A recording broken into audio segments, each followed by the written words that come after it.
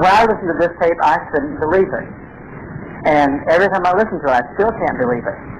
But I go entirely by the integrity of the good friend of mine who knows the people that recorded this. And if it wasn't for him and his reputation, I would say something is really weird about this tape. What happened was, as related to me by Dr. Schneider from Kansas City, a group of 7 people in Kansas City got together for choir practice. Have you heard this? Anybody heard this? Okay, a few people have. Everywhere I go around the country, 1 or 2 people have heard it, or have heard about it.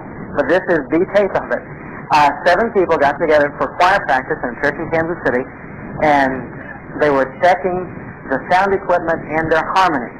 And they sang the chorus, Hallelujah, through. They paused, and then they sang it through again. That was the a cappella, no instrument. And when they started playing it back, they thought something went wrong with the system until they realized that there were thousands of voices singing with them. There was a harp, bass guitar, trumpet, all sorts of things in there. And then during the time that they had paused, there's a solo, which none of them sang. To complicate matters, one of the men that was singing with them a few months later went down to Haiti on a missions trip, and when he was down there, the group, the church they were ministering at, the song leader was leading them in the Hallelujah chorus, and during the middle of it, he started singing this chorus, or the verse that's found on this tape.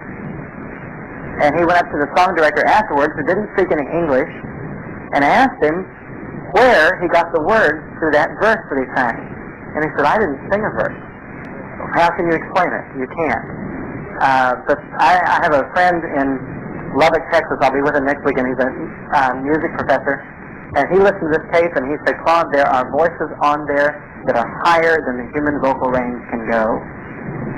And they are sustained for a longer time than what the human voice can sustain one note with that much clarity.